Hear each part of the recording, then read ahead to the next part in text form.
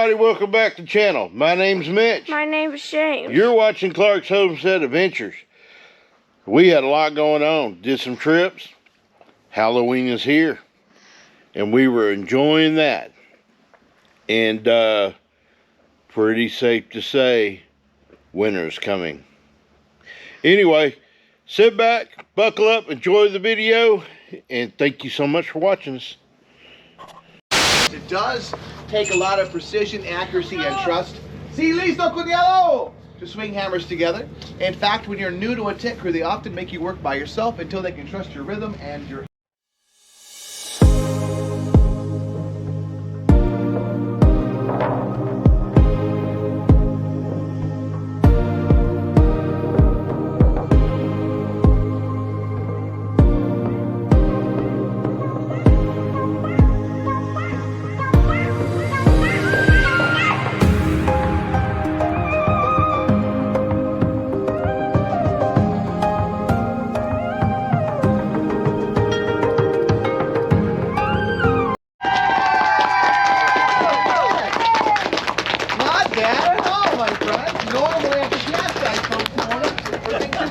That was pretty good. But if you can do that without any prompting, it'll be even louder the second time. When they put that second center pole up, let's make them some real noise, okay? Okay? Okay. Okay? Okay?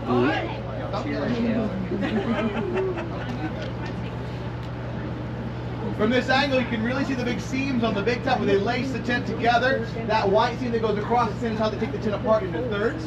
These smaller sections are about 600 pounds when they're rolled up. The center section closer to 800 pounds. It's very heavy vinyl, and it's reinforced with steel cables along the major seams, and everywhere a pole goes into place is a big steel plate. Let's hear that round.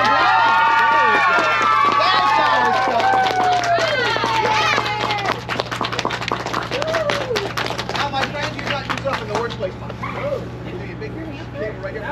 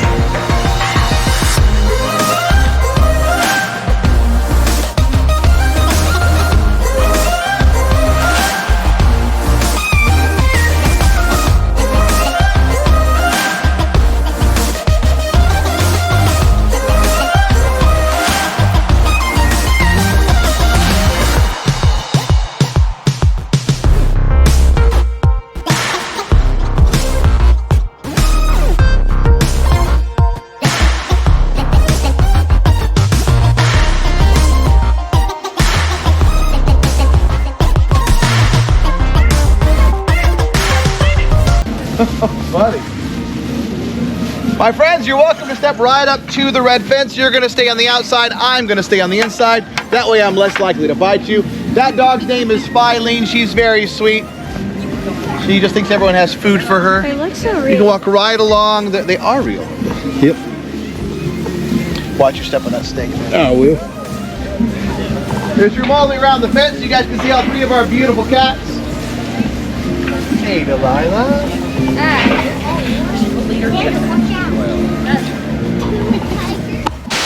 This fella right here is Wendell. All three of our cats are rescues, and all three of our cats are not fixed in any way. They're not spayed, neutered, declawed, defanged, or tranquilized. What? Just let them out. She's very Let them have it. I'd love to, but they're gonna go after that one first. It's a drug to make them very. No, it's the squealing and hopping around. Look at puppy. Makes them a toy. Yeah, I Look know. at puppy. That's very Puppy, good. yes. Look at Yes. puppy. Look at puppy. Well, I'm going to tell you about it all right now. These two big, beautiful tigers are from right here in Texas, so you might recognize Delilah's accent. They were born in a little roadside zoo in northeastern Texas that unfortunately was not taking care of their animals and got shut down. Mr. Key, the owner of our circus, and the gentleman you'll see performing with these cats stepped in and rescued them. When he got them, they were only a year and a half old, which coincidentally is almost the same age that Wendell is right now. Wendell's about 20 months old, but they were nowhere near this size. They were severely malnourished and underdeveloped. In fact, the inspectors who shut that zoo down recommended we have these cats put down instead. He didn't think they would survive. Luckily, our vet had better plans for them and helped Mr. Key nurse them back to health. It took 2 years to get these cats healthy enough to travel and perform. And he's been performing with these cats now for a little over 15 years. In fact, they turned 19 years old on the 17th of this past July. Now, the average lifespan for a tiger in the wild is 7 to 9 years. Wow. In captivity, double that's pretty common, so 15 or 16 is the norm. So at 19 years old, these are very long-lived cats indeed. We're very proud of them. They're a very big part of our life. Now, if you look at their fur pattern, you might notice they're missing something that we associate with tigers. Can you guys see what they're missing in their fur pattern? Black stripes, Leo! Stripes, yes. That's right, they don't have black stripes. These are called golden tabby tigers.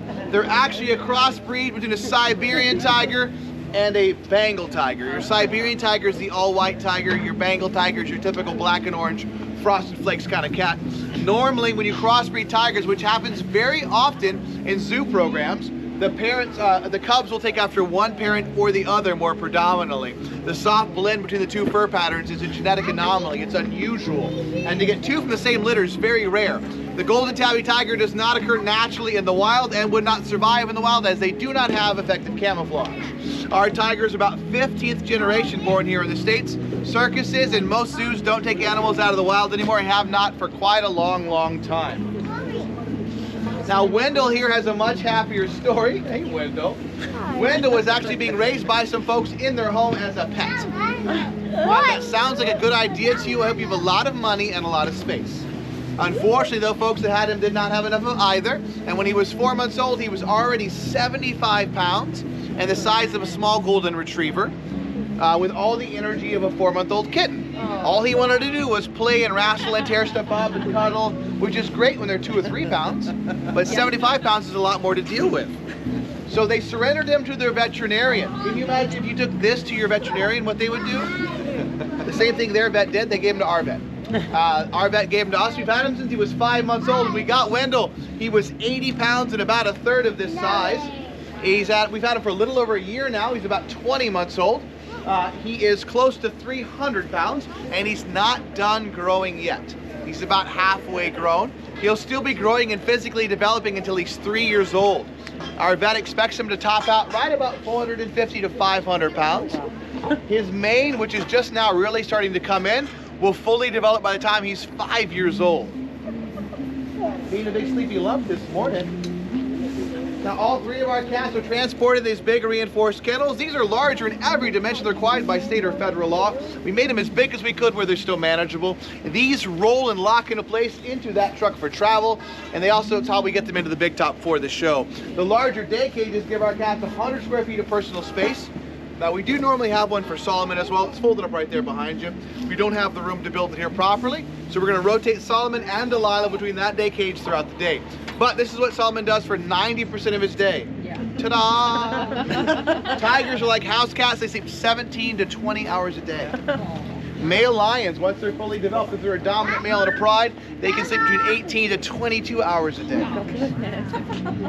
They're cats. Our cats are a lot like your house cats in almost every single way except for their size. Especially our tigers. Tigers and tabbies have a lot in common. Right, Solomon? Good morning, buddy. You're being social this morning. Now, because our tigers are older, they of course have a lot of health issues that we get when we get older as well. In fact, Solomon developed arthritis at a much younger age than normal because of his mistreatment as a cub. And now that he's gotten older, his arthritis is pretty severe, so he doesn't enjoy performing anymore. So you're not going to see him in the show. We were tempted to leave him at home at our facilities back home in Hugo, but we really were worried about separation anxiety. He and his sister have been together for 19 years, and his favorite thing to do in the whole world is to bother his sister. And we couldn't take that away from him. Window. He's like, I know, I want a pet.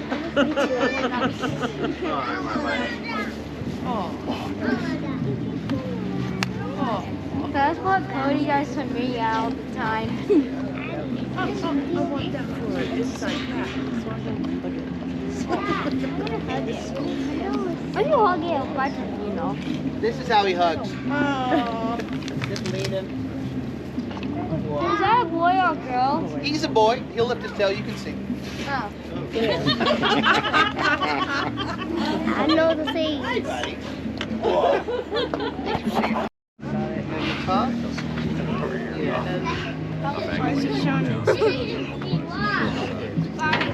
He does have stripes.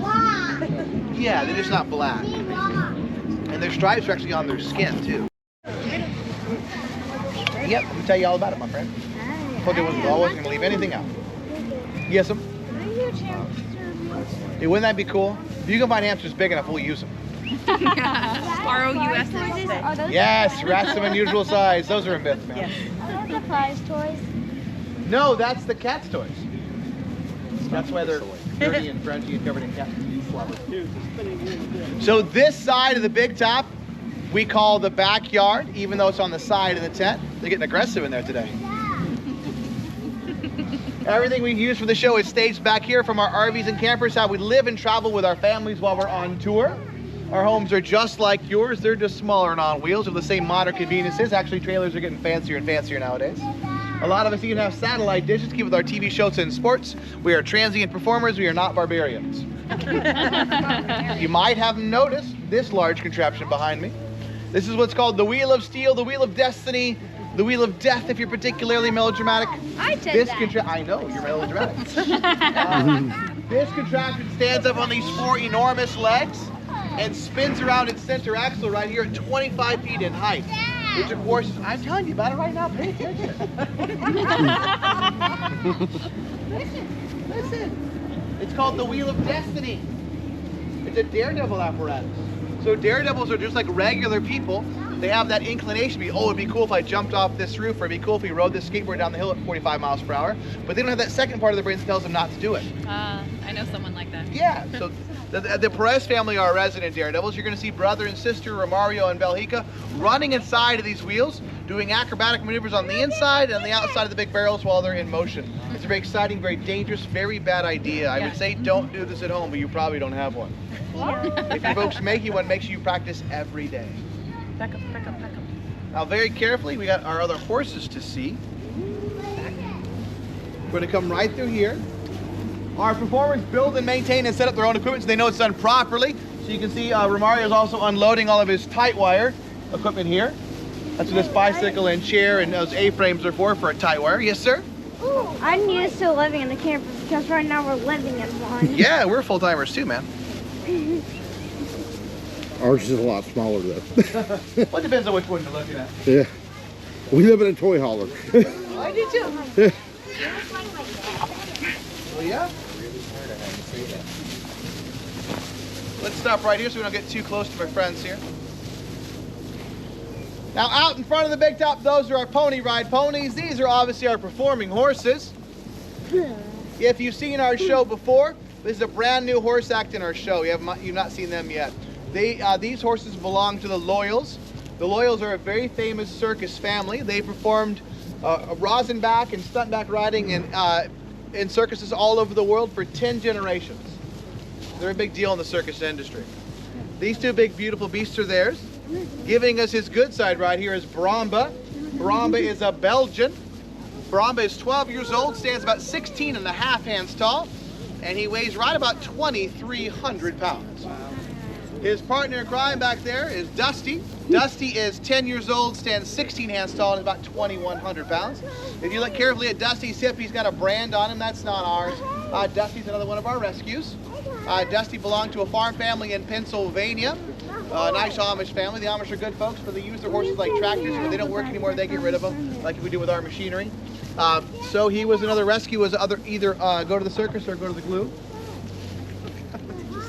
So he has only been with the Loyals for about 2 years now, and this is his first year performing. Something that's really cool with performing animals that we see is when you have an experienced animal like Bramba and a new animal like Dusty, Bramba takes most of the bulk of the load of teaching. Bramba really does teach Dusty how to behave, not only in the circus tent for the show, but back here as well. What's expected of him, how we travel, what's safe, what's not safe. It's pretty amazing. The learning curve is so much faster when you have a more experienced animal around to teach a new animal how to behave. I guess they speak the same language. But one thing we do see is that makes a pecking order, especially with horses. So if they ever lead the horses and Dusty's led in front, Bramba is furious all day because Bramba is in charge. He leads the herd. He leads the, it's his group. Did you have a question, Val? It's showtime. We're at the circus. We're gonna go in here and I hadn't been to the circus in a long time. This is James's first circus, so this ought to be interesting.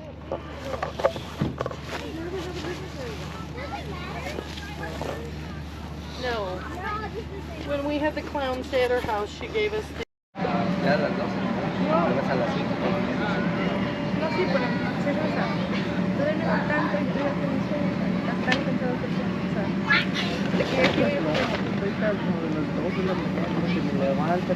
Come down this one.